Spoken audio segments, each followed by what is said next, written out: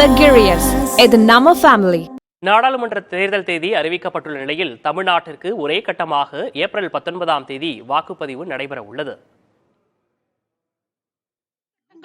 நாடாளுமன்ற தேர்தலுக்கான வாக்குப்பதிவு நடைபெற உள்ள நிலையில் தமிழ்நாட்டில் முதற்கட்டத்திலேயே வாக்குப்பதிவு நடைபெற உள்ளது. 39 தொகுதிகளுக்கும் ஒரே கட்டமாக வாக்குப்பதிவு நடைபெறுகிறது.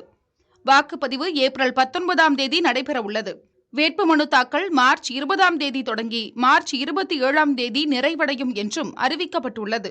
ஜூன் 4ஆம் தேதி வாக்கு எண்ணிக்கை நடைபெற உள்ளது.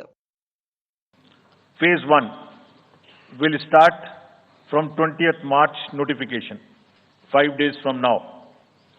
And last date of withdrawal would be 30th March and date of poll would be 19th of April.